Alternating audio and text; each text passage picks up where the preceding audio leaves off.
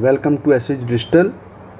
इस सेशन में हम आपको जी एडवांस 2022 पेपर 2 के क्वेश्चन नंबर 14 से लेकर के 18 तक क्वेश्चन डिस्कस कर रहे हैं। आप इसको अच्छे से देखिए। क्वेश्चन नंबर 14 क्या है।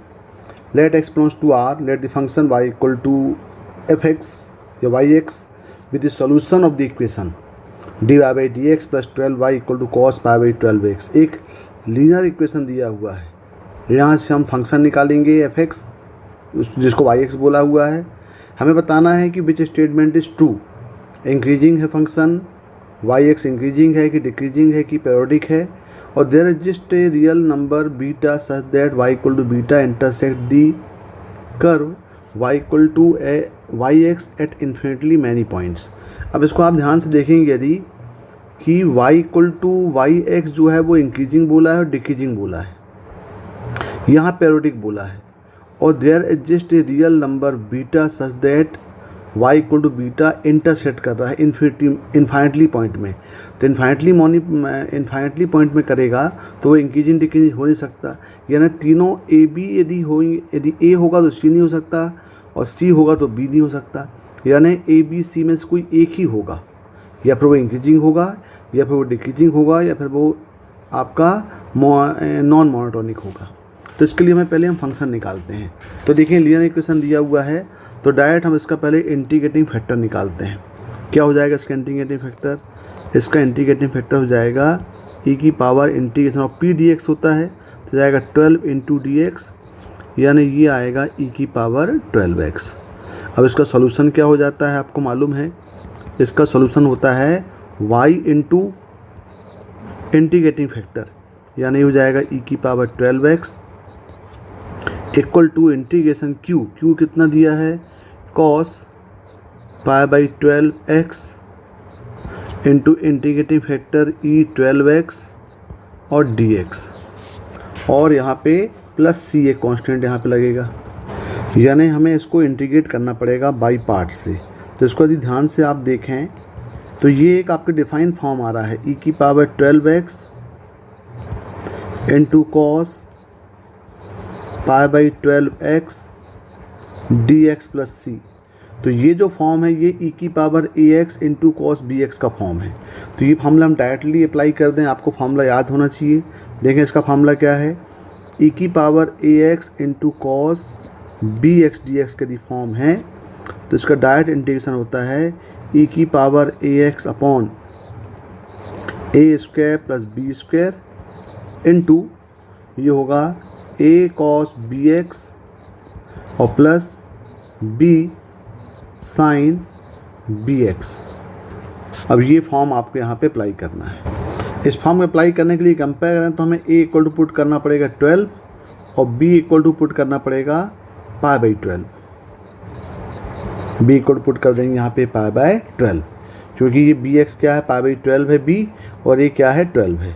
तो देखें इसका क्या हो जाएगा अप्लाई करने के बाद, फार्मूला अप्लाई करेंगे तो क्या बन जाएगा, ये देखें इसमें ये हो जाएगा y into E 12x equal to ये जाएगा आपका ई की power 12x upon A square plus B square. A square कितना है 12 स्क्वायर, और बी स्क्वायर हो गया पाई बाई 12 का स्क्वायर इंटू ए कितना हो गया, ए हो गया 12 कॉस बी यानी पाई बाई 12x प्लस बी का मतलब हो गया पाई by 12 into sine pi by 12x, और फिर क्या होगा प्लस ही कांस्टेंट ऐड आपको करना पड़ेगा। अब यदि हम थोड़ा इसको हम सिंप्लीफाई कर दें तो ये तो एसिड लेफ्ट हैंड साइड तो एसिड रहेगा y इंटू ई की पावर 12x। यहाँ देखें दिया होगा पाई स्क्वायर बाई 12 स्क्वायर, इसका एलसीएम लेंगे तो ये हो जाएगा 12 का स्क्वायर इंटू ई की पावर 12x अपॉन ये हो जाएगा आपका 12 की पावर 4 इंटू प्लस हो जाएगा ये पाई स्क्वायर। और देखें यहाँ भी 12 आपके पास है तो ये 12 भी बाहर ले लें यदि हम यहाँ से, तो यहाँ पे क्या बच जाएगा, ये बच जाएगा cos pi by 12x plus, अब ये 12 बाहर लिए हैं तो ये बन जाएगा pi upon 12 square sine pi by 12x और प्लस क्या है, ये c है। अब हम ये c निकालें, उसके लिए क्या दिया हुआ है, y0 इक्वल 0 दिया हुआ है, यानी हम x इक्वल 0 और y इक्वल 0 यहाँ पे पुट कर दें। अब आप x equal 0 y equal 0 put करेंगे तो यहाँ पे क्या हो जाएगा, ये y है मतलब ये 0 हो गया, 0 इक्वल टू यहाँ पे देखें e की पावर 0 यानी 1 हो जाएगा, यानी ये हो जाएगा 12 की पावर 3 अपॉन 12 की पावर 4 प्लस ये पाई स्क्वायर। यहाँ देखें cos 0 हो जाएगा, cos 0 होता है 1 और ये हो जाएगा sin 0 यानी 0 और ये हो जाएगा प्लस c, यानी इसको सिंप्लीफाई करेंगे तो यहाँ पे c कितना आ जा रहा है आपका, c इक्वल टू आ जा रहा है -1, क्योंकि पूरा कांस्टेंट दिया, पूरा 0 हो जाएगा ये, तो c इक्वल कितना आ जाएगा, c प्लस 1 बनेगा और c प्लस 1 इक्वल 0 मतलब c इक्वल टू आएगा -1। c इक्वल टू -1 को हम पुट कर दें तो ये हो जाएगा y e की पावर 12x इक्वल टू ये हो जाएगा 12 का cube e raise to power 12x upon 12 raise to power 4 plus ये पाई स्क्वायर, और यहाँ क्या बचेगा, ये हो जाएगा आपका cos pi by 12x plus pi by 12 का square sine pi by 12x और ये c कितना है, ये -1 हो। सिंप्लीफाई करते हैं, सिंप्लीफाई करने के लिए क्या करते हैं, देखें ये तो कांस्टेंट हो गया पूरा, जब ये कांस्टेंट हो गया तो हम इसको मान लेते हैं कि ये k है, तो आपके पास एक्सप्रेशन क्या बन गया। और हम ये भी कर सकते हैं कि e की पावर 12x को हम दोनों तरफ डिवाइड कर दें तो ये आपका आउटपुट क्या मिल जाएगा, यहाँ मिल जाएगा y x equal to function of x है, और यहाँ मिल जाएगा ये k अपॉन होगा क्योंकि कैंसिल आउट हो गया ये पूरा, e12x कैंसिल आउट, तो यहाँ पे मिल जाएगा cos pi by 12x plus pi upon 12 square sine pi by 12x और ये हो जाएगा e 1 अपॉन e की पावर 12x को ले सकते हैं हम e की पावर -12x। अब यहाँ देखें, अब ये जो फॉर्म आपके पास दिख रहा है कि ये, अब हम चेक करते हैं क्या ये पैरोडिक है कि नहीं है। तो देखिए ये जो फॉर्म आपके पास दिख रहा है ये वाला, ये फॉर्म है आपके a cos x plus b sin x का फॉर्म है, और आपको मालूम है कि a sin x plus b cos x की जो रेंज है, ये रेंज कितनी हो जाएगी, -√of a square plus b square से लेकर के √of a square plus b square तक होगी। तो ये जो है ये एक पैरोडिक फंक्शन होगा, क्योंकि ये पैरोडिक फंक्शन है ये, तो हम बोल सकते हैं कि ये जो पार्ट है ये पार्ट क्या होगा, ये पार्ट आपका पैरोडिक फंक्शन होगा, ये पैरोडिक होगा, मतलब ये पार्ट क्या होगा, पैरोडिक है। लेकिन ये जो पार्ट आपके पास दिया हुआ है ये वाला, ये देखें e की पावर -12x है जो स्ट्रिक्टली डिक्रीजिंग फंक्शन है, तो ये पैरोडिक नहीं है, तो इट इज़ नॉन पैरोडिक, ये नॉन पैरोडिक है। तो ये पार्ट पैरोडिक है, नॉन पैरोडिक है, इसका मतलब पूरा जो पार्ट हुआ ये आपका जो fx है, जो y है, ये क्या होगा, ये नॉन पैरोडिक हो जाएगा। तो आपके पास जो पैरोडिक वाला ऑप्शन दिया हुआ है डी, ये ऑप्शन क्या हो जाएगा, रॉन्ग हो जाएगा। देखें आप उसमें दिया हुआ है आपके पास ऑप्शन क्या दिया हुआ है, ये दिया हुआ है y(x) इज़ पैरोडिक फंक्शन, और ये फंक्शन क्या है, रॉन्ग हो जाएगा ये। हम ऑप्शन सी में देखते हैं, ऑप्शन सी क्या बोल रहा है, ऑप्शन सी बोल रहा है there exist a real number beta such that y equal to beta intersect the curve y equal to fx at infinitely many point. तो ये तभी पॉसिबल होगा जब ये, यदि हम देखें इन ऑप्शन सी, इस ऑप्शन में क्या होगा कि यदि ये इन्फिनिटली मैनी पॉइंट को इस पे आ रहे हैं तो ये y इक्वल टू बीटा मान लें एक लाइन है पैरेलल टू x एक्सिस। अब यहाँ पे जो कर्व आपके पास आ रहा है वो कर्व यदि इस टाइप का होगा तभी वो इन्फिनिटली मैनी पॉइंट में इसको कट करेगा। तो इन्फिनिटली मैनी पॉइंट में कट करेगा तो ये जो फंक्शन होगा ये नॉन मोनोटोनिक होगा, ये क्योंकि ये स्ट्रिक्टली इंक्रीजिंग होगा तो एक ही बार कट करेगा, डिक्रीजिंग होगा तो एक ही बार कट करेगा। तो इसमें से ये शो हो रहा है कि ये जो फंक्शन है ये आपका नॉन मोनोटोनिक होगा। नॉन मोनोटोनिक का मतलब क्या हुआ कि so it will not increasing और नॉट डिक्रीजिंग। इंक्रीजिंग और डिक्रीजिंग तो नहीं होगा, यानी ऑप्शन ए और बी दोनों आपके कट हो गए। तो ये डायरेक्टली हम बोल सकते हैं कि ये जो फंक्शन है ये नॉन मोनोटोनिक होगा इस टाइप से। इसको यदि और समझने की कोशिश हम करें तो ये जो आपके पास ये दिया हुआ है सॉल्यूशन y(x), ये e⁻²x को हम यहाँ पे शिफ्ट करते हैं तो क्या लिख सकते हैं इसको हम लिखते हैं कि y plus e⁻²x equal to k cos π/12x plus π/12² sine π/12x। अब यहाँ देखें, यदि आप इसकी परफेक्ट देखो, ये जो फॉर्म है वो a cos x plus b sin x का फॉर्म है, तो हम क्यों ना इसकी रेंज निकाल लें। यदि इसकी हम एक फिक्स्ड रेंज निकालें, यदि रेंज निकालें तो आपको मालूम है कि कोई भी फॉर्म यदि आपके पास a sin x plus b cos x का फॉर्म होता है तो इसकी रेंज कितनी होती है, इसकी रेंज होती है -√a² प्लस b² से लेकर के +√a² प्लस b² तक होती है। ये इसकी रेंज होती है। तो ये चीज़ यहाँ पे हम अप्लाई करें तो इसकी रेंज कितनी हो जाएगी, ये हो जाएगी आपकी -1² प्लस π²/12⁴ हो जाएगा ये और ये हो जाएगा पॉजिटिव, तो 1 प्लस π²/12⁴ ये इसकी रेंज हो जाएगी। इसका मतलब ये हुआ कि यदि हम इसको ग्राफिकली देखें, यदि हम इसको ग्राफ से कंपेयर करते हैं तो आपका जो राइट हैंड साइड है वो ये जो रेंज दिया उस रेंज में आपके ऊपर नीचे आएगा, यानी एक नॉन मोनोटोनिक फंक्शन बनेगा।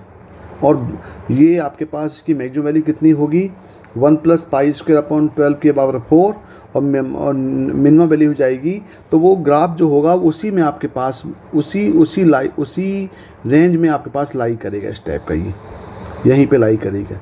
ये इसकी मिनिमम वैल्यू हो जाएगी और इसकी मैक्सिमम वैल्यू हो जाएगी।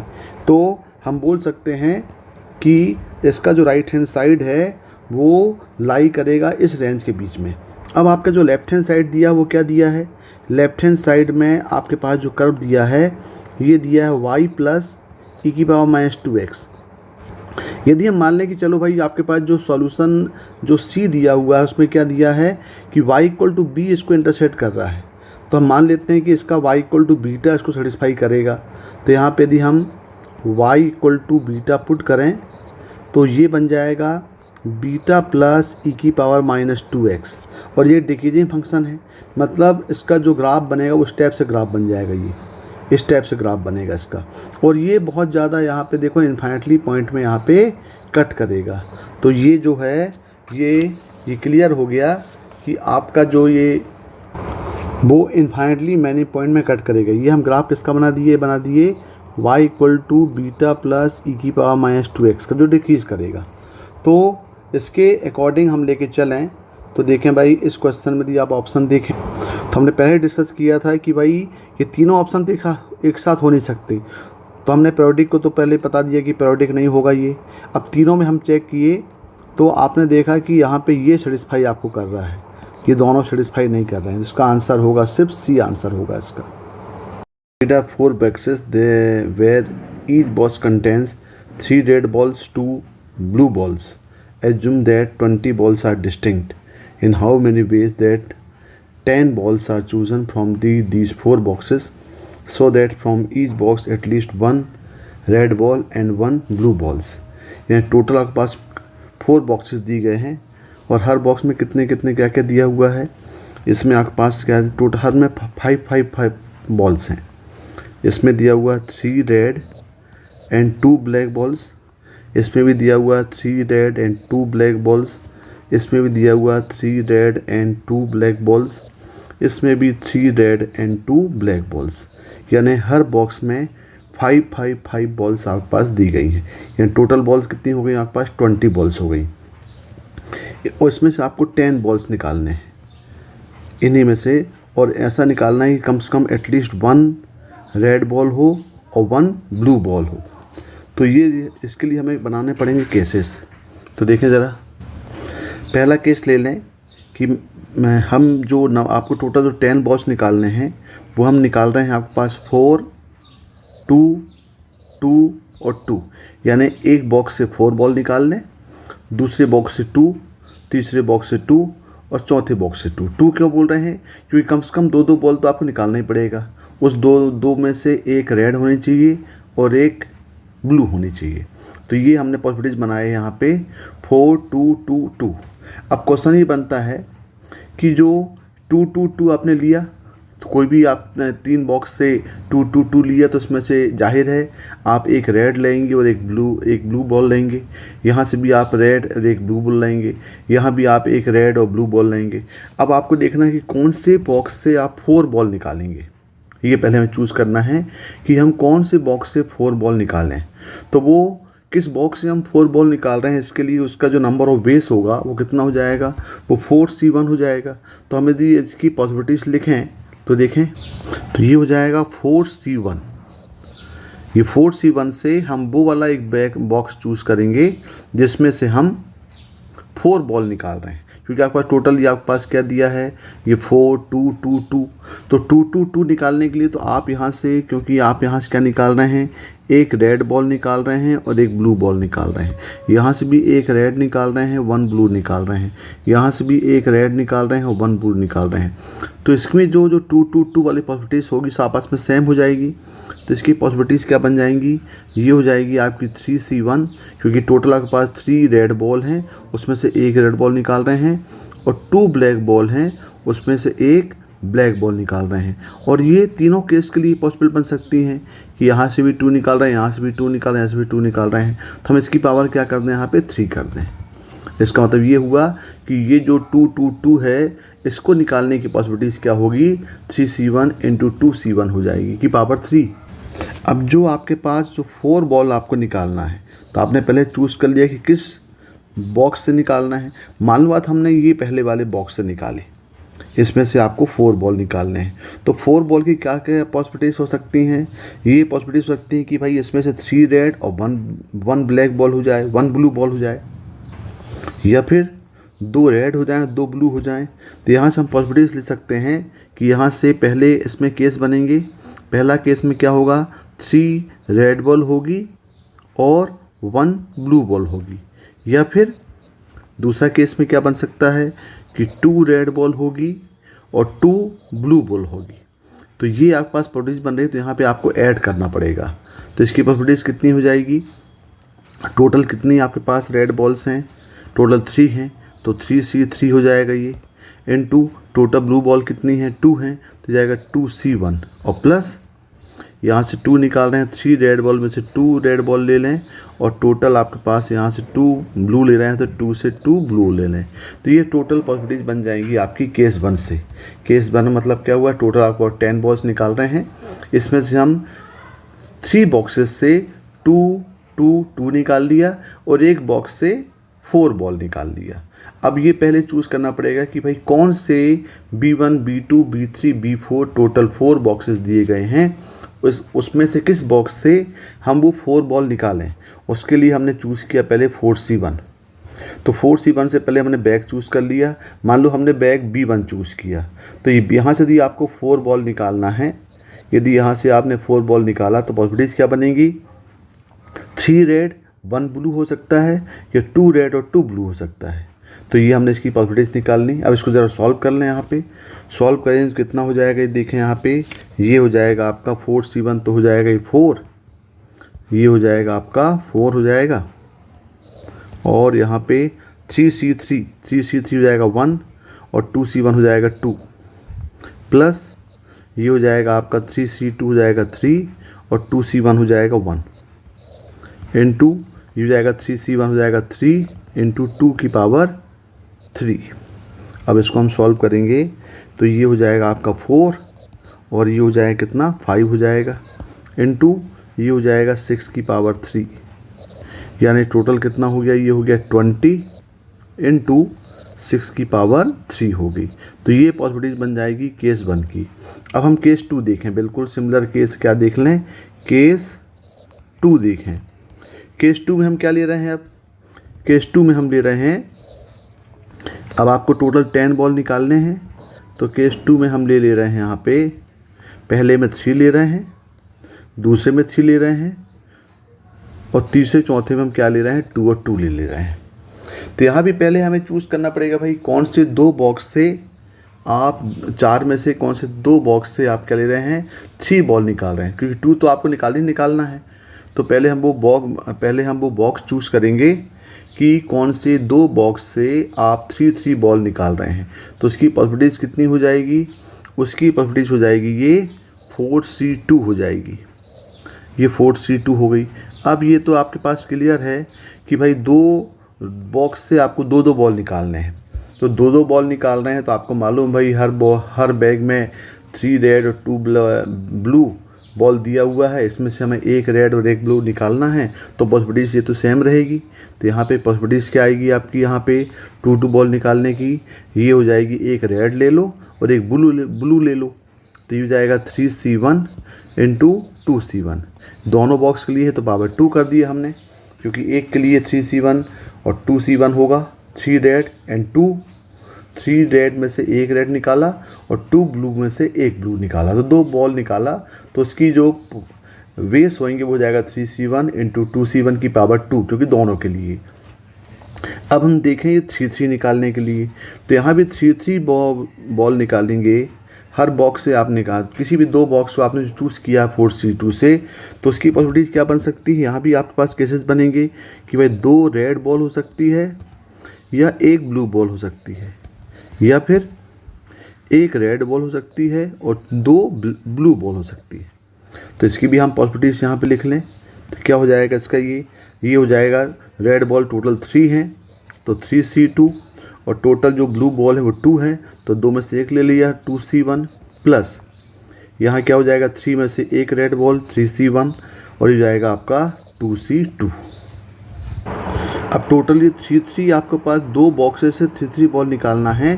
तो एक बॉक्स से 3 बॉल निकालने पर उल्टी हुई बिल्कुल सिमिलर दूसरे से होगी। तो यहाँ भी हमने पावर 2 कर दिया।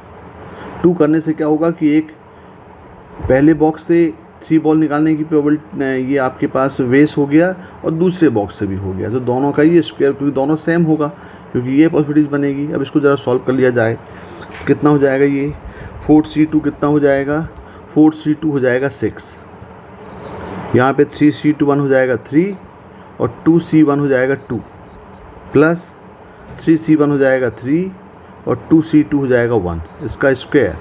और ये तो ठीक है, ये 2 इंटू 3 की पावर 2 हो जाएगा। तो यहाँ पे हो गया ये 6 इंटू, ये हो गया 3, ये कितना हो गया 6 प्लस 3 का स्क्वायर, और ये हो गया आपका 6 का स्क्वायर, यानी यहाँ पे मिल गया 6 स्क्वायर और 6 इंटू हो जाएगा 6 क्यूब, ये हो जाएगा आपका 9 का स्क्वायर। इसको इक्वेशन नंबर 2 मान लें, और ये हम जो पहला केस बनाया था इक्वेशन नंबर 1 मान लें। तो टोटल जो आपके पास टोटल वेस कितने हो गए, अब total at least total ways of at least 1 red ball and 1 blue balls are chosen, कितने हो गए, दोनों को ऐड कर दें। तो यहाँ से यदि हम 1 और 2 को ऐड कर दें, 1 प्लस 2, तो 1 कितना आया था, 1 आ गया था आपका 6 raise to power 3 into 20, 6 raise to power 3 into 20। दूसरा केस कितना आया है, 6 की पावर 3 इंटू 9 स्क्वायर, मतलब हो जाएगा 81। यहाँ से हम 6 क्यूब कॉमन ले लें, तो ये जाएगा 20 प्लस 81, 6 क्यूब हो जाएगा 216 इंटू, ये हो जाएगा आपका 101, और इसका मल्टीप्लाई करेंगे तो ये आएगा 21816। तो इसका आंसर कितना होगा, 21816 होगा। 15 का आंसर क्या आ रहा है, 21816, मतलब ए। तो आपका 15 का आंसर क्या होगा, ए हो जाएगा। Question number 16, if m equal to एक मैट्रिक्स दिया हुआ है 5/2, 3/2, -3/2, -1/2, then which of the following matrix is equal to m की पावर 2022, यानी m दिया हुआ है और हमको यहाँ पे 2022 निकालना है। तो इस टाइप का क्वेश्चन का एक ही कॉन्सेप्ट है कि भाई हमारे पास एक ऐसा पैटर्न बनाना पड़ेगा जिसका हम स्क्वायर करें, क्यूब करें, पावर 4 करें, पावर 5 करें, तो एक पर्टिकुलर पैटर्न बन जाए ताकि उसी वे में जा कर के हम M2022 निकाल सकें। तो इस टाइप के क्वेश्चन को सॉल्व करने की सबसे इजी मेथड होता है, क्योंकि आपको मालूम है कि एक आइडेंटिटी मैट्रिक्स होती है आई, इसका यूज हम करते हैं। ये क्या होता है, ये 1 0 0 और 1। तो ये यूज़ करने से क्या है कि हम एक काम करें, दोनों को जरा सेपरेट कर दें, जो गिवन मैट्रिक्स है और आई है।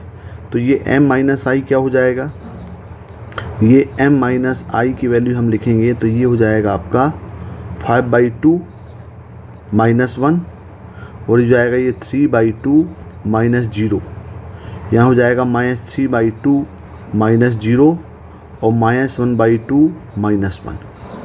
अब यदि हम इसको सॉल्व करेंगे तो देखें ये क्या बन जा रहा है, ये बन जा रहा है आपका, ये हो जाएगा आपका 3/2, ये भी हो जाएगा 3/2, और ये जाएगा -3/2, और यहाँ भी हो जा रहा है -3/2।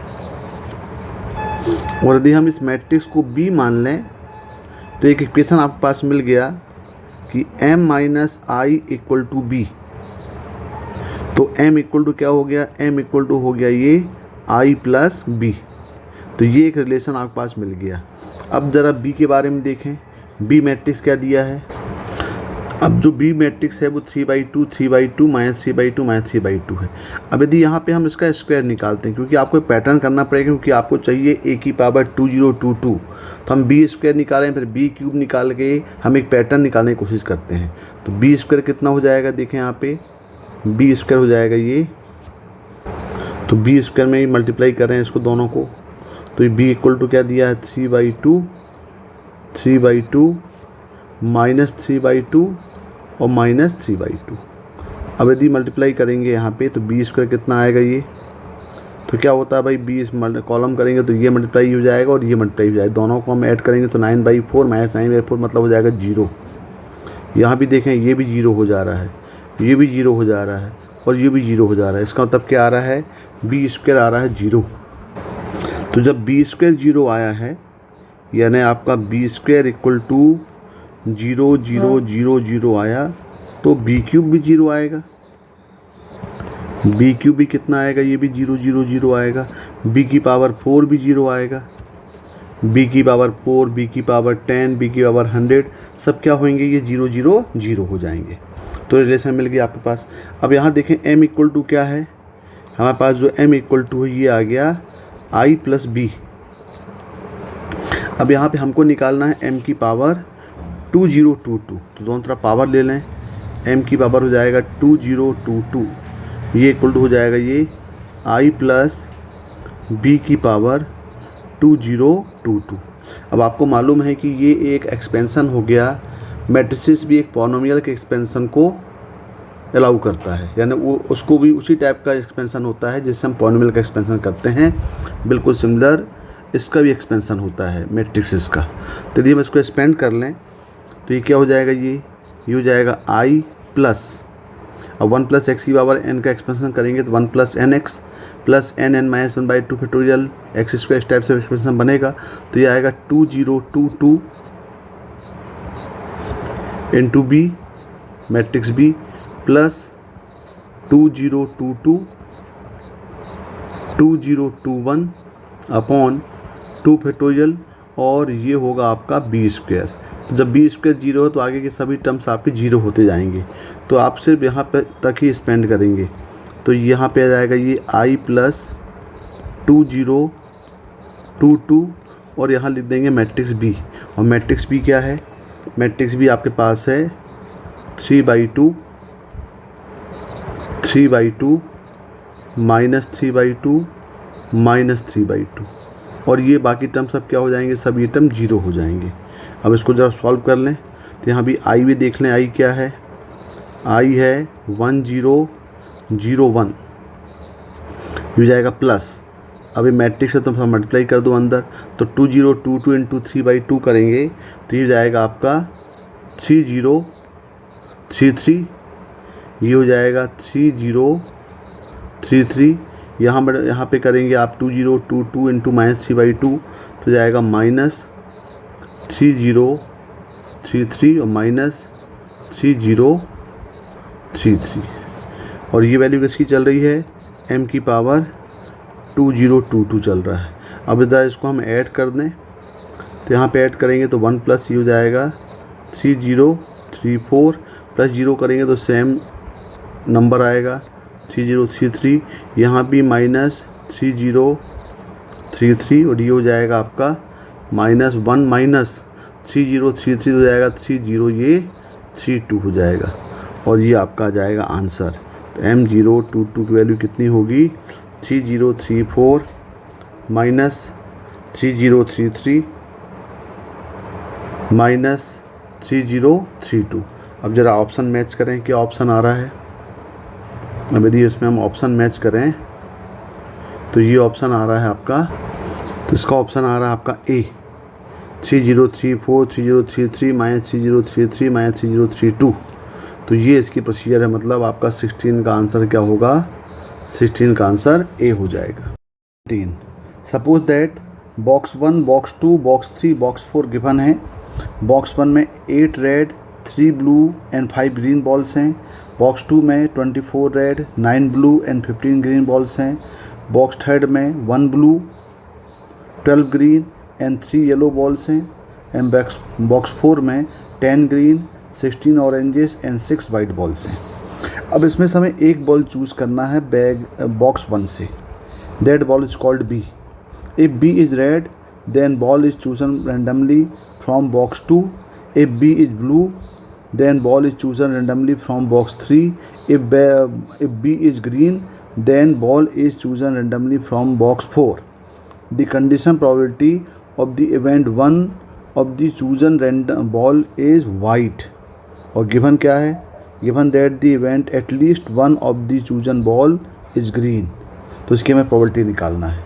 यानी देखें आपके पास जो क्वेश्चंस है वो क्वेश्चंस क्या है कि बॉक्स 1 से एक बॉल निकालना है और वो उसकी कलर आइडेंटिफाई करना है। उसके अकॉर्डिंग आपको बॉक्स 2, बॉक्स 3 और बॉक्स 4 से बॉल निकालना है। यानी यदि आप बॉक्स 1 से एक बॉल निकालें और यदि उस बॉल को हम क्या बोले हैं, उस बॉल को बोला है B। ये जो B बॉल है, स्मॉल b, ये B बॉल यदि आपके पास रेड आती है, क्या आती है, यदि ये बॉल क्या आ गई, रेड आ गई, तो आप कहाँ से बॉल निकालेंगे, आप निकालेंगे बॉक्स 2 से। यदि ये बॉल जो है, यदि ये बॉल आपके पास ब्लू आई, यदि आप ये बॉक्स क्या है, ये बॉल क्या आई, ब्लू आई, तो आप कहाँ जाएंगे, इसको आप निकालेंगे बॉक्स 3 से। और यदि ये जो बॉल है जो निकाल रहे हैं बॉक्स 1 से, यदि ये आपके पास ग्रीन आ गई, यदि ये ग्रीन आई, तो आप कहाँ जाएंगे, आप जाएंगे बॉक्स 4 की तरफ, यहाँ से एक बॉल निकालेंगे। और गिवन क्या है, given that the event at least one of the chosen ball is green, at least one ball is green, मतलब यहाँ जो बॉल आप निकाल रहे हैं वो रेड है, ब्लू है और ग्रीन है, उसके अकॉर्डिंग आप दूसरा बॉक्स चूज़ कर रहे हैं। यदि हम इसका टी डायग्राम बनाएं तो टी डायग्राम क्या बोल रहा है कि भाई यहाँ पे आपके पास क्या दिया है, बॉक्स 1 दिया है। अब यदि हम बॉक्स 1 से हम यदि बॉल निकालें तो क्या क्या पॉसिबिलिटीज़ हैं बॉल निकालने की। हो सकती है यहाँ से एक बॉल निकालें वो रेड हो जाए, हो सकती है यहाँ से हम बॉल निकालें वो ब्लू हो जाए, और यहाँ से जो हम एक बॉल निकालें वो क्या हो जाए, ग्रीन हो जाए। अब यदि आपके पास कंडीशन क्या बोल रहा है कि यदि हमारे पास से फर्स्ट अटैम्प्ट में रेड बॉल निकल रही है तो हम कहाँ पे जा रहे हैं, हम जा रहे हैं बॉक्स 2 में, हम बॉक्स 2 में जा रहे हैं। यदि आपके पास ब्लू बॉल निकल रही है बॉक्स 1 से तो हम जा रहे हैं बॉक्स 3 की तरफ, बॉक्स 3 की तरफ जा रहे हैं। और यदि हमारे पास बॉक्स 1 से ग्रीन बॉल निकल रही है तो हम जा रहे हैं बॉक्स 4 की तरफ। आप यहाँ पे देखें, अब यहाँ पे जो बोल रहा है कि यहाँ से हम जो रेड बॉल निकाल रहे हैं तो एटलीस्ट 1 ग्रीन के लिए हमें यहाँ से ग्रीन बॉल निकालना पड़ेगा, क्योंकि आपके पास क्या बोल रहा है क्वेश्चन में, क्वेश्चन बोल रहा है given that at least one of the chosen ball is green. तो भाई पहली बॉल जो निकाले हैं वो, तो यहाँ से हम क्या निकालेंगे, फिर हमें यहाँ से ग्रीन बॉल निकालना पड़ेगा, क्योंकि हम एटलीस्ट 1 ग्रीन निकाल रहे हैं, तो यहाँ से हमें रेड निकला तो हमको यहाँ ग्रीन बॉल निकालना पड़ेगा। यहाँ भी सेकंड से भी हमको क्या निकालना पड़ेगा, ग्रीन बॉल निकालना पड़ेगा। अब थर्ड में देखें, क्योंकि पहली बॉल ग्रीन हो चुकी है, तो पहली बॉल ग्रीन हो चुकी तो आपके पास पॉसिबिलिटीज़ क्या है एक बॉल निकालने की, कि ये बॉल ऑरेंज भी हो सकती है, यहाँ पे ये बॉल आपकी ग्रीन भी हो सकती है, और यहाँ पे ये बॉल आपको वाइट भी हो सकती है।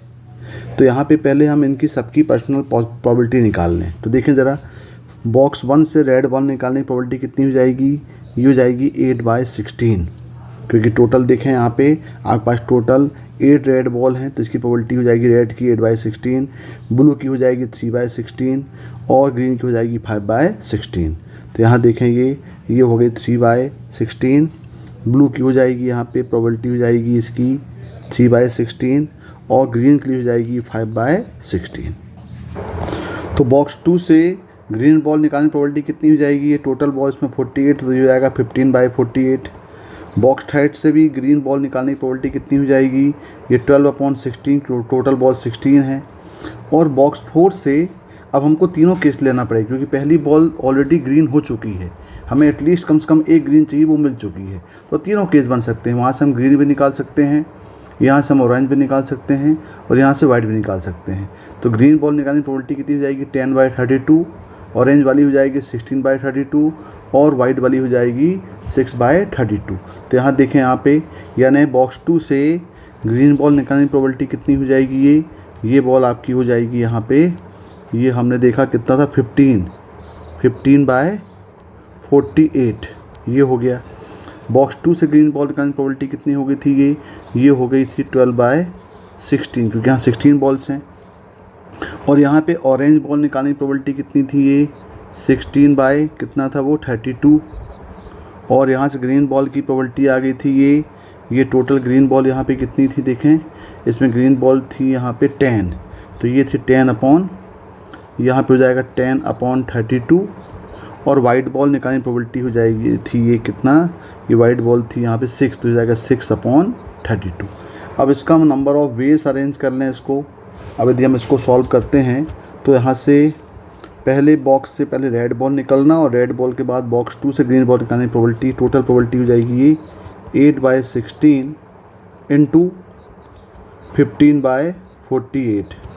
बिल्कुल सिमिलर, बॉक्स 1 से ब्लू बॉल निकलने के बाद बॉक्स 2 से ग्रीन बॉल निकालने की प्रोबेबिलिटी हो जाएगी ये 3/16 इंटू हो जाएगा 12/16।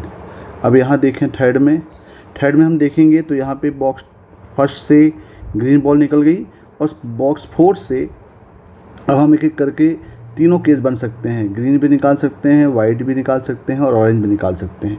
तो इसकी प्रोबेबिलिटी कितनी हो जाएगी, ये इसकी जो प्रोबेबिलिटी है ये प्रोबेबिलिटी बन जाएगी, ये यहाँ बन जाएगा आपके पास 5/16 इंटू जो आएगा 16/32।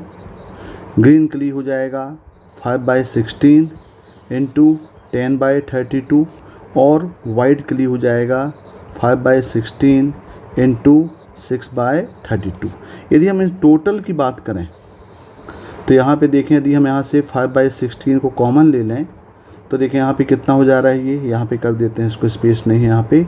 यदि यहाँ से हम 5/16 को कॉमन ले लें तो ये हो जाएगा 16/32 प्लस 10/32 प्लस 6/32, यानी ये हो गया आपके पास 5/16 इंटू 1। तो इसकी पूरी प्रोबेबिलिटी कितनी हो जाएगी, इसकी पूरी प्रोबेबिलिटी हो जाएगी 5/16 हो जाएगी। अब देखें क्वेश्चन क्या पूछा है, हमें निकालना है the condition probability of the event one of the chosen ball is white. ये आपका इवेंट बन जाएगा। Given that event at least one of the chosen ball is green has happened, ये आपका क्या बन जाएगा, ये आपका सैम्पल स्पेस बन जाएगा भाई। ये इवेंट नीचे आ जाएगा ये, और ऊपर वाला पार्ट क्या बनेगा, ऊपर वाला पार्ट बन जाएगा वाइट बॉल। यानी यदि हम इसको प्रोबेबिलिटी फॉर्म में लिखें, बेस थ्योरम लगाएं, तो यहाँ पे बोल सकते हैं कि प्रोबेबिलिटी ऑफ वाइट अपॉन ये हो जाएगा at least one green ball is drawn, ये हो जाएगा। तो यहाँ पे पहले देखें जो आपके पास टोटल आउटपुट था ये क्या बन जा रहा है आपका सैम्पल स्पेस बन जा रहा है।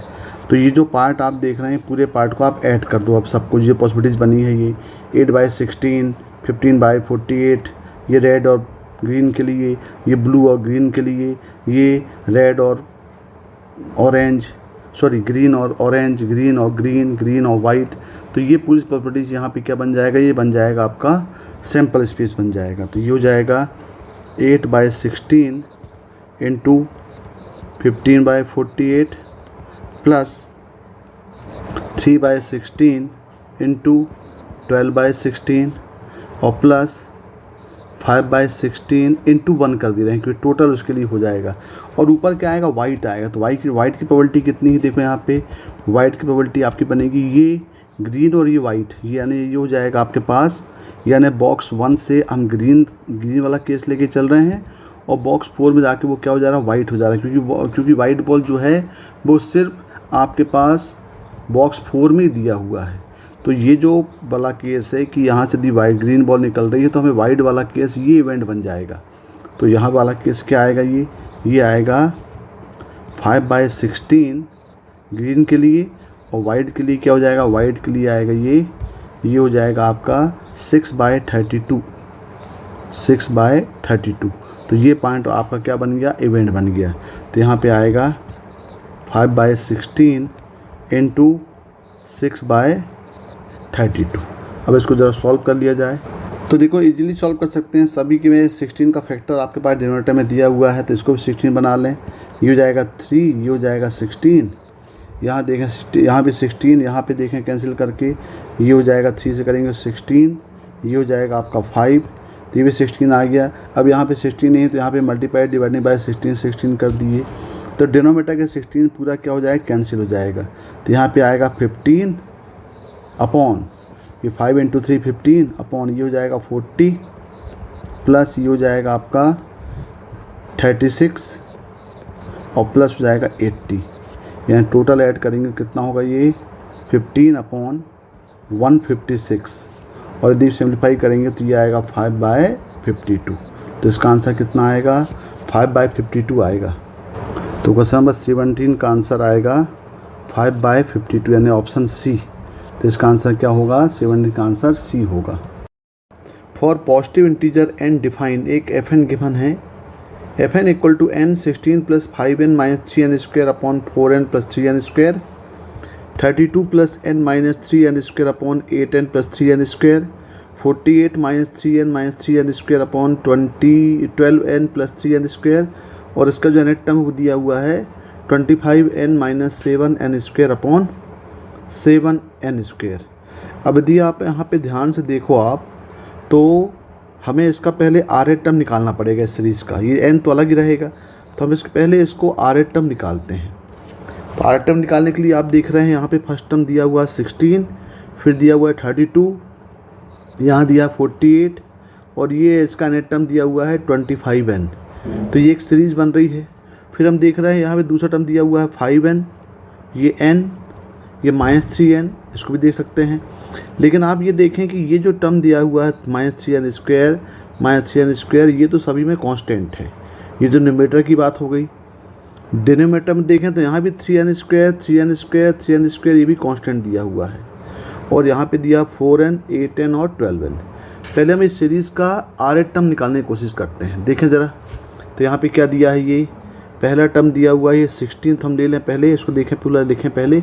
सीरीज़ क्या है, 16 + 5n - 3n² upon 4n + 3n² plus यहाँ पे 32 है, ये plus n - 3n² upon 8n + 3n² और प्लस यहाँ दिया 48 - 3n - 3n² upon 12n + 3n² up to, और ये आपके पास हो जाएगा, ये इसका जो नेट टर्म है वो क्या है, ये है 25n - 7n² अपॉन ये दिया हुआ 7n²। तो 7n² को ज़रूर ये क्या होगा, यहाँ प्लस 3n² ज़रूर आएगा, लेकिन हम अभी इसको 7n² ही लिखते हैं, इसको बाद में हम अरेंज करेंगे। अब देखें ज़रा इसका फर्स्ट टर्म को ले लें ज़रा, यहाँ से ले लें 16, यहाँ से 32, यहाँ से 48 और यहाँ से 25n। तो यहाँ पे लिखते हैं 16, अगला टर्म दिया हुआ है 32, फिर दिया है 48। हम इसका r टर्म निकालते हैं, इसका r टर्म निकालने की कोशिश करते हैं। और दूसरा देखें, दूसरा आपके पास दिया हुआ है, यहाँ पे दिया हुआ है 5n, फिर दिया हुआ है n, फिर दिया है -3n। ये देखें दिया है 5n, फिर n, फिर -3n। और इसका भी हम क्या करते हैं, इसका भी r टर्म निकालते हैं। पहले न्यूमरेटर का तो सॉल्व करें, और आपका जो 3n² है वो तो कांस्टेंट है, वो सब में हम उसमें ऐड कर देंगे। तो देखें ज़रा इसमें, अब यदि हम इसमें सॉल्व करें तो यहाँ पे हम 16 ले लें कॉमन, तो ये हो जाएगा आपका फर्स्ट, सेकंड, थर्ड, अब 2। ये इसका r टर्म निकालें, तो इसका r टर्म निकालेंगे तो ये हो जाएगा आपका 16। ये हो जाएगा फर्स्ट, ये तो AP दिख रहा है, और AP का फर्स्ट टर्म क्या है, 1 है। नंबर ऑफ टर्म्स हम r निकाल रहे हैं, r - 1 into d, common difference ही 1 है, यानी ये आपके पास आ गया 16। ये आ गया 1 + r - 1, 1 1 कैंसिल हो गए, यानी इसका जो r टर्म है TR कितना हो गया, ये 16r होगा। अब ज़रा चेक कर लो, फर्स्ट टर्म में क्या दिया 16, सेकेंड टर्म करेंगे 2 पुट करेंगे तो क्या आएगा 32, 3 पुट करेंगे 48। बिल्कुल सही जा रहा है, ये बिल्कुल सही है। अभी दूसरी सीरीज़ को देखते हैं, तो यहाँ से हम n ले लें बाहर।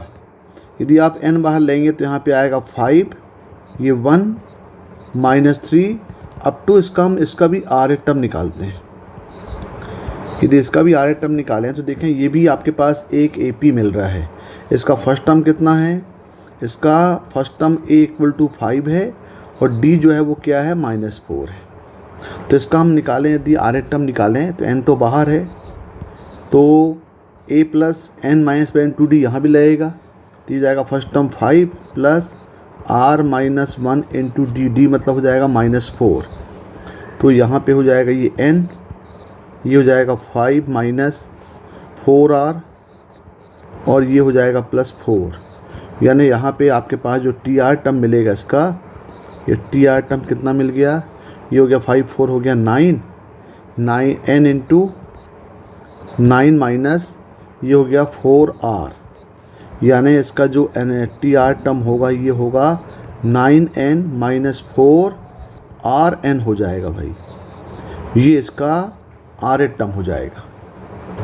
बिल्कुल से मैं डिनोमिनेटर में देखें तो ये 4n है, ये 8n है, ये 12n है, तो ज़रूर ये क्या हो जाएगा, यहाँ से भी हम 4n कॉमन लेंगे तो 1 × 3 × 1, 2, 3 अप टू r टर्म करेंगे, तो ये लग रहा है हमें डिनोमिनेटर के जो सीरीज़ है ये भी क्या हो जाएगा, ये इसका r टर्म हो जाएगा, इसका डिनोमिनेटर का r टर्म हो जाएगा 4rn हो जाएगा। ये देखें जरा, इसमें 1 पुट करेंगे तो 4n आएगा, 2 पुट करेंगे 8n आएगा, 3 पुट करेंगे 12n आएगा।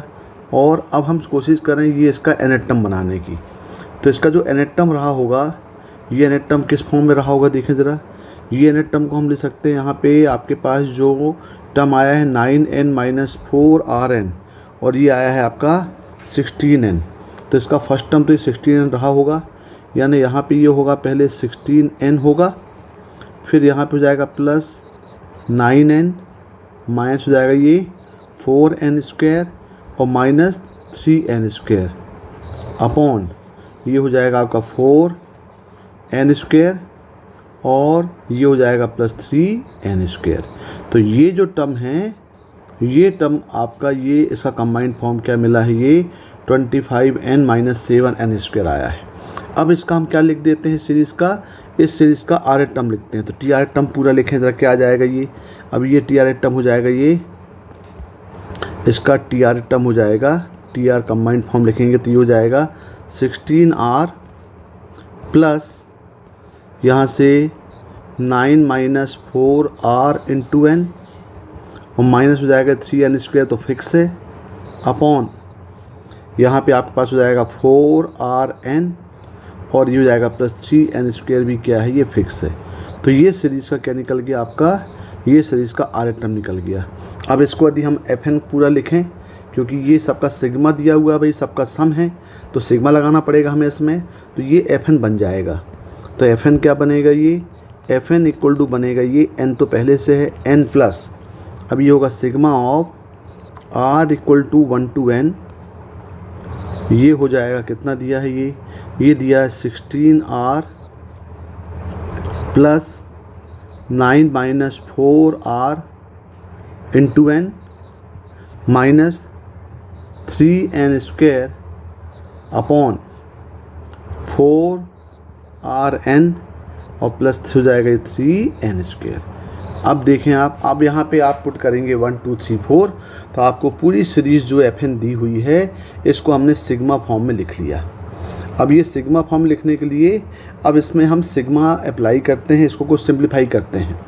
अब यदि हम इसको सिंप्लीफाई करें तो पहले हमें ब्रैकेट को ओपन करते हैं, तो ब्रैकेट को ओपन करेंगे, देखें क्या आएगा, ये होगा n plus sigma r equal to 1 to n, ये हो जाएगा आपका 16r, इसको ब्रैकेट ओपन करेंगे तो क्या हो जाएगा, ये plus 9n minus 4rn minus 3n square upon 4rn plus 3n square.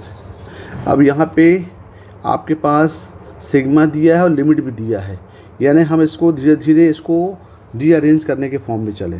तो देखा जरा यहाँ पे 4rn प्लस 3rn स्क्वायर दिया, मैंने यहाँ से यदि हम माइनस कॉमन ले लें, यदि यहाँ से आप माइनस कॉमन ले लें तो देखो ये पार्ट बन जाएगा, ये यदि आप यहाँ से माइनस कॉमन ले रहे हैं तो ये आपके पास ब्रैकेट बाहर निकला, ये इसको हम नेक्स्ट स्टेप में कर दे रहे हैं, तो ये हो जाएगा n plus sigma of r equal to 1 to n।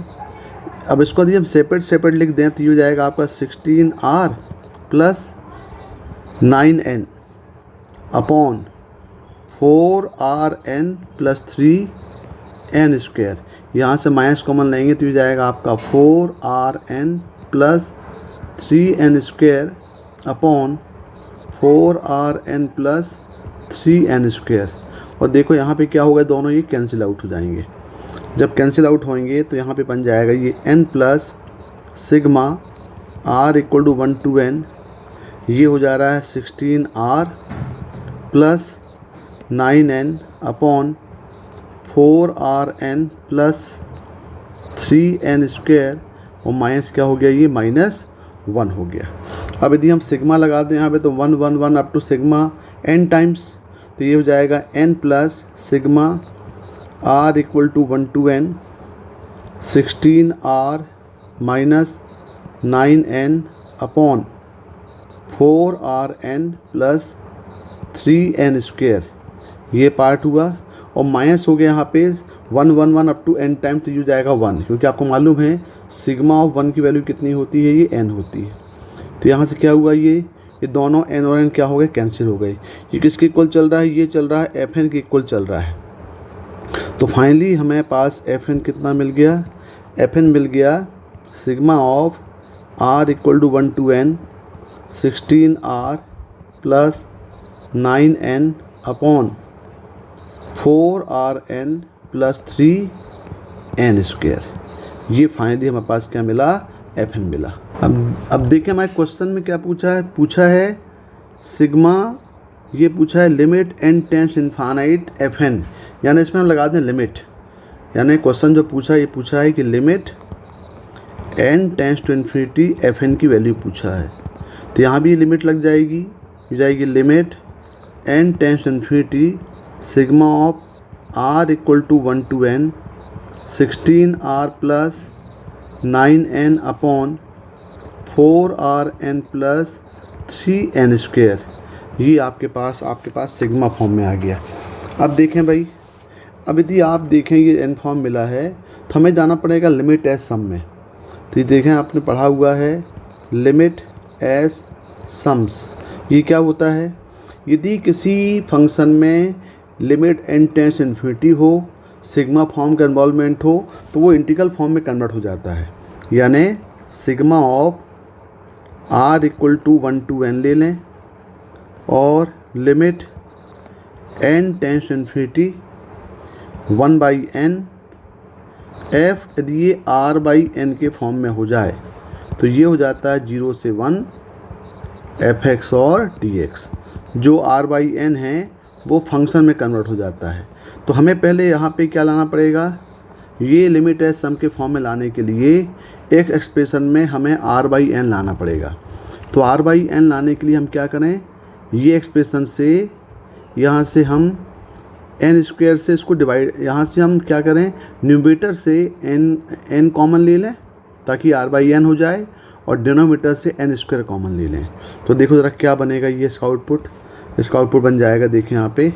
तो ये हो जाएगा लिमिट n टेंस इन्फिनिटी, ये होगा आपका fx equal to limit n tends infinity sigma of r equal to 1 to n। अब यहाँ देखिए यदि यहाँ से हम n बाहर ले, न्यूमरेटर से n कॉमन ले लें तो ये जाएगा 16 इंटू r/n, ये जाएगा +9 और डिनोमिनेटर से हम n² कॉमन ले लें। यदि डिनोमिनेटर से n² कॉमन लेंगे तो ये क्या हो जाएगा, ये हो जाएगा आपका 4, एक n कैंसिल होगा, ये बन जाएगा r/n और ये बन जाएगा +3। और देखें यहाँ से ये n और n दोनों क्या हो गए, कैंसिल हो गए। अब आपके फार्मूला एप्लीकेबल बन गया क्योंकि आपके पास लिमिट n टेंस इन्फिनिटी भी है, sigma r equal to 1 to n भी है और ये 1/n भी बाहर आ गया। अब यहाँ क्या बचा, यहाँ बचा 16 r/n + 9 अपॉन 4 r/n और +3। तो ये इंटीग्रल फॉर्म में क्या बन जाएगा, ये इंटीग्रल फॉर्म बन जाएगा इंटीग्रेशन 0 से 1 और जहाँ पे r/n है वहाँ हो जाएगा x, तो हो जाएगा 16x + 9 अपॉन 4x + 3 और ये dx हो गया। तो ये आपके पास फॉर्म बना भाई। इंटीग्रेट करना है तो इंटीग्रेट करने के बहुत सारे वे हैं। देखो 4x + 3 यदि यहाँ से हम निकाल लें तो एक पार्ट सॉल्व हो जाएगा। तो 4x + 3 करने के लिए ये 16x 4 टाइम्स है, तो यहाँ पे हम क्या करें, +12 और -12 प्लस माइनस कर दें। तो इससे क्या होगा, आपका एक पार्ट अरेंज हो जाएगा। देखिए यहाँ पे ये हो जाएगा 0 से 1 16x + 9, यहाँ पे कर दें +12 और -12 अपॉन ये हो जाएगा 4x + 3 और ये हो जाएगा इंटू dx। अब इसको अरेंज करें तो 16x + 12 अलग कर दें तो 0 से 1 यहाँ से हो जाएगा ये 16x + 12 अपॉन ये हो जाएगा 4x + 3 dx और बचा क्या, ये बचा -3, तो ये हो जाएगा 3 अपॉन 4x + 3 dx। यहाँ से यदि हम 4 कॉमन ले लें तो ये कैंसिल आउट हो जाएगा। तो यहाँ हो जाएगा 0 से 1 4 times of 4x + 3 upon 4x + 3 into dx। तो यहाँ ये कैंसिल हो गए तो ये हो गया -3 dx अपॉन 4x 3 + 4x कर दिया, 4x + 3 होगा ये। तो इसको सिंपल इंटीग्रेट करेंगे, लिमिट तो वही है 0 to 1 सब में है, ये दोनों लिमिट ये भी 0 to 1 हो जाएगी और ये लिमिट भी क्या होगी 0 to 1 हो जाएगी। तो ये तो हो गया 4 इंटीग्रेशन ऑफ 1 का कितना होगा x, तो ये जाएगा 4 और यहाँ पे होगा x, लिमिट हो जाएगी 0 से 1 -3 और 3 + 4 को हम t मानेंगे तो लॉग का फॉर्म बन जाएगा ये। तो डायरेक्ट हम सॉल्व करेंगे तो ये हो जाएगा 1/4 log 3 + 4x और यहाँ भी लिमिट लग जाएगी कौन सी 0 से 1। तो ये कितना हो जाएगा, ये हो जाएगा आपका, ये हो जाएगा 4, ये तो 4 ही आएगा -3/4। अब यहाँ पे हम लगाएंगे लिमिट तो होगा log, पहले अपर लिमिट लगाएंगे तो ये हो जाएगा आपका log 7, फिर हो जाएगा log 3। तो ये कितना हो जाएगा, ये हो जाएगा आपका 4 - 3/4 log, ये आएगा 7/3। तो ये आंसर आएगा भाई 4 - 3/4 log 7/3। देखिए जरा कौन सा ऑप्शन है। तो 18 का जो आंसर है वो क्या आएगा, 4 - 3/4 log 7/3, मतलब इसका आंसर क्या होगा, इसका आंसर आपका बी हो जाएगा। ये बी आंसर होगा भाई, 18 का आंसर बी होगा। Okay, thank you for watching.